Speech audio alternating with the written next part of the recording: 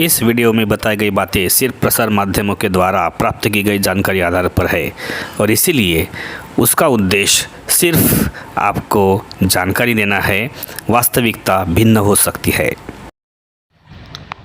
नमस्कार।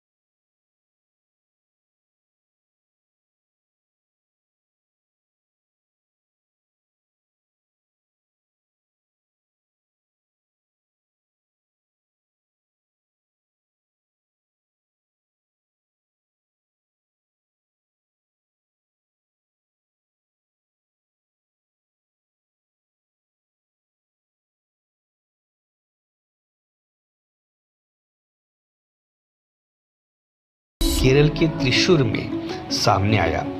उस वक्त क्या हुआ, एक चीन के वुहान से आया हुआ एक स्टूडेंट इससे संक्रमित पाया गया और फिर 2 मार्च 2020 को केरल से बाहर पहला मामला सामने आया, वो भी दिल्ली में और दूसरा हैदराबाद में। एक दिल्ली में और दूसरा हैदराबाद में। तो कोरोना से मरने वाला पहला व्यक्ति कौन था, ये भी हमें जानना है। तो वो है 12 मार्च को कर्नाटक के कलबुर्गी में कोरोना से एक 76 वर्षीय साल के बुजुर्ग की मौत हुई थी। वो पहला कोरोना से मरने वाला मामला था।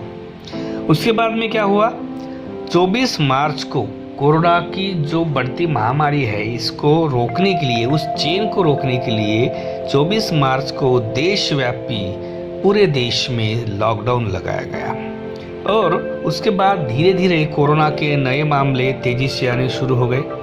तो अगर हम आंकड़ों की बात करें तो आंकड़ों की बात के ऊपर हम बोल सकते हैं कि उसका जो पहला चरम था, पहली लहर का जो चरम था वो हमें 16 सितंबर 2020 को देखने को मिला, जब एक ही दिन में कोरोना के भारत में 97,894 पॉजिटिव केस सामने आए।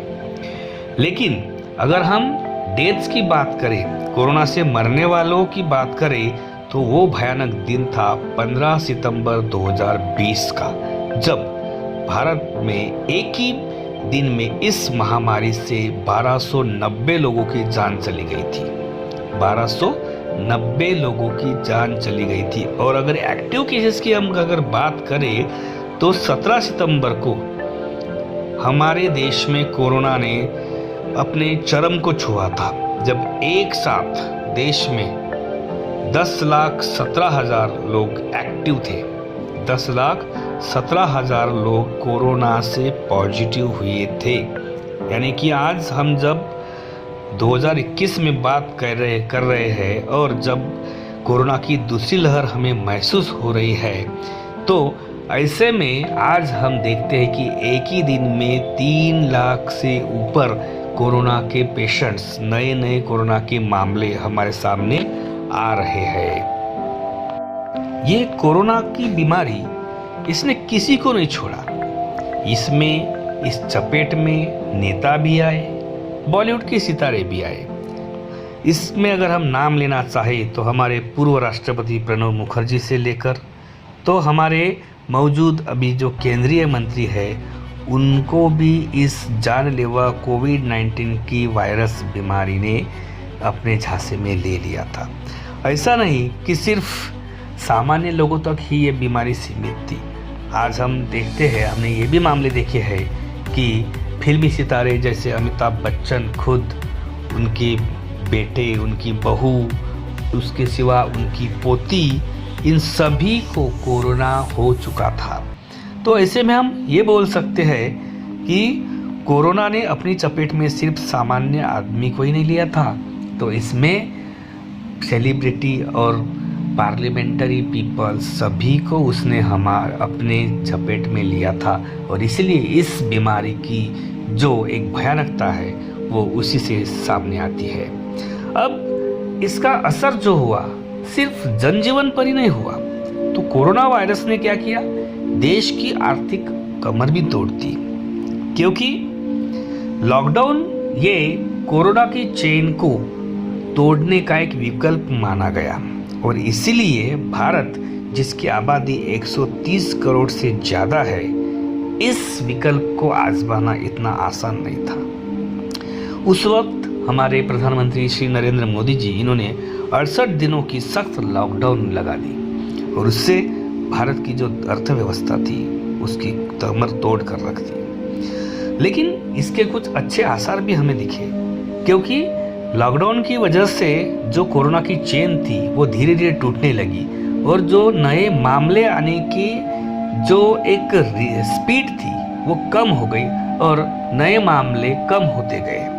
तो इसीलिए हम सोच रहे हैं कि जैसे एक तरफ भारत या पूरा जग या पूरा वर्ल्ड आर्थिक मंदी से जूझ रहा था, उसी वक्त उस लॉकडाउन की वजह से कोरोना की जो एक केसेस बढ़ने की जो रफ्तार थी वो भी धीरे धीरे कम होती गई और उसी वजह से देश की अर्थव्यवस्था एक तरफ तो बिगड़ती गई, लेकिन इस भयंकर महामारी से हमें निजात भी मिलने लगी।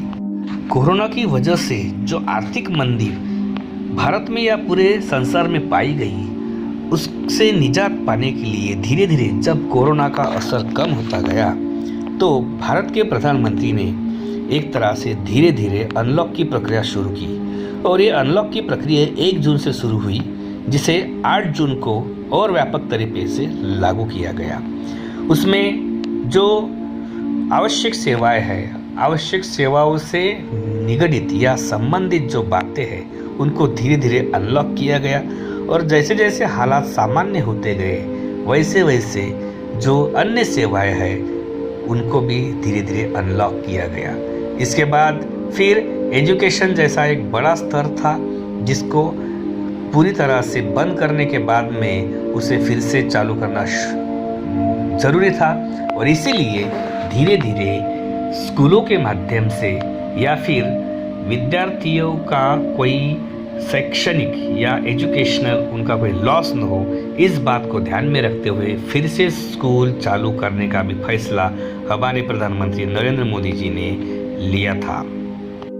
अब बात करते हैं कोरोना की वैक्सीन, क्योंकि कोरोना ये जो बीमारी है ये लॉकडाउन लगाने से या नियम पालने से तो पूरी तरह से जाने वाली नहीं थी।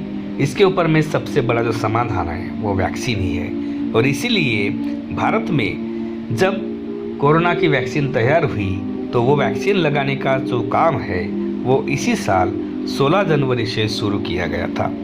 और इसी तरह से जब वैक्सीनेशन शुरू किया गया तो एक ही दिन में रिकॉर्ड 30 लाख से ज़्यादा लोगों को कोरोना का टीका भी लगाया गया। और इससे जो लोगों का मनोबल है कोरोना से लड़ने का वो बढ़ता गया और धीरे धीरे उनका इस कोरोना की तरफ देखने का जो नज़रिया है वो निगेटिव से पॉजिटिव होता गया और उसी से हमारे देश में हालात सुधरते गए। आज हम देखते हैं कि हमारे देश में रोज़ 3 लाख से ऊपर कोरोना के नए केसेस आ रहे हैं, लेकिन लोग आज लॉकडाउन में भी खुद की हिम्मत बांधकर, खुद को समेटकर या अपने परिवार को जोड़कर एक तरह से बड़े हिम्मत से आज कोरोना का सामना कर रहे हैं और यही हमारे लिए बहुत ज़रूरी है। तो अब हम देखेंगे कि आज की परिस्थिति में जो कोरोना की तीसरी लहर आने वाली है उससे संबंधित हमें क्या करना चाहिए या हमारी सरकार को क्या कदम उठाने चाहिए ताकि आने वाली जो ये भयानक बीमारी है, ये भयानक जो तीसरी लहर है, इससे हम किस तरह से निजात पा सकते हैं या फिर इसकी जो व्यापकता है वो ज़्यादा बढ़े नहीं, उसके लिए हमें क्या करना पड़ेगा और किस तरह से इस बीमारी से हम दूर रह सकते हैं या खुद को बचा सकते हैं। तो डॉक्टर गिरिधर बापू जो भारत के प्रसिद्ध एपिडेमियोलॉजिस्ट और प्रोफेसर है, उनका मानना है कि आने वाली कोरोना की जो तीसरी लहर है वो ज़्यादा से ज़्यादा नौजवानों पर अटैक करेगी। अब कोरोना की तीसरी लहर भारत में कितना उत्पात मचाएगी, ये जो बात है ये बहुत से फैक्टर्स पर निर्भर करता है।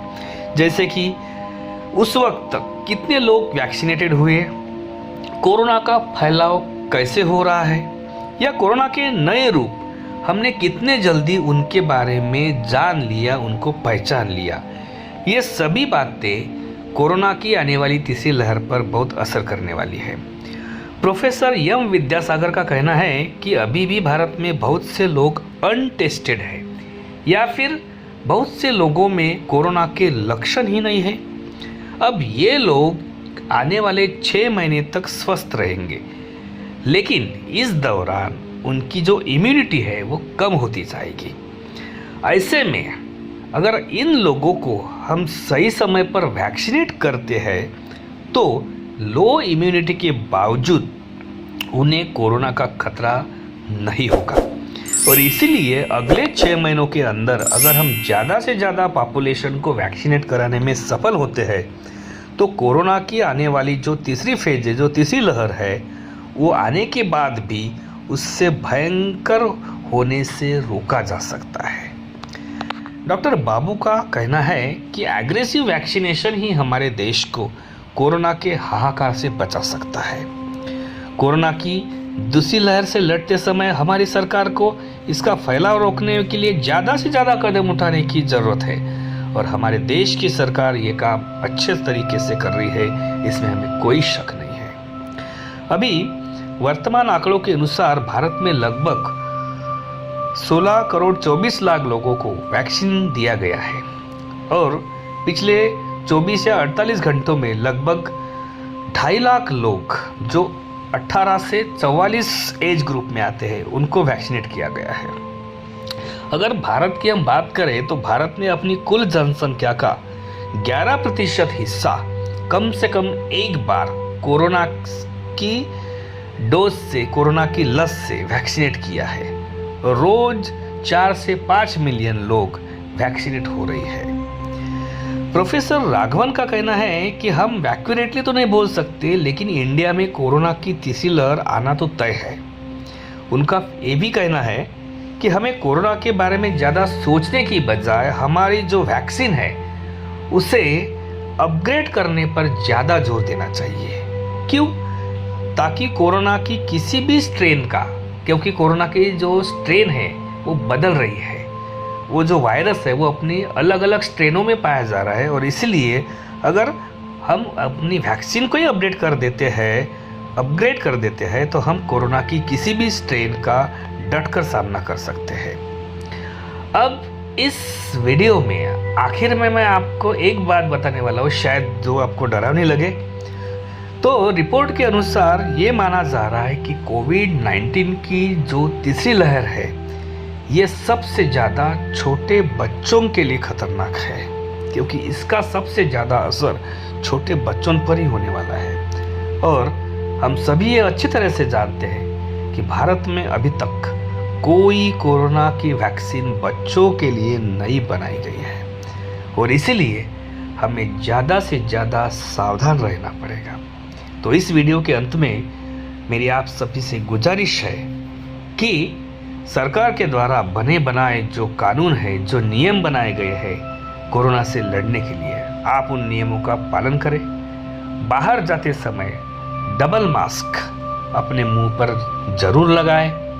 बार बार अगर आप बाहर जाते हैं तो बाहर से आने के बाद में घर में हाथ अच्छे से साबुन से धोएं, नहा लें और पूरे बॉडी को सैनिटाइज करें। ज़्यादा से ज़्यादा सैनिटाइजर का इस्तेमाल करें।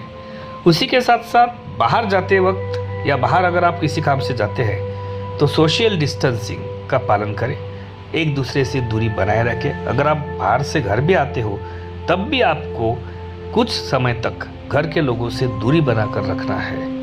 उसी के साथ साथ अच्छी आदतें डालें।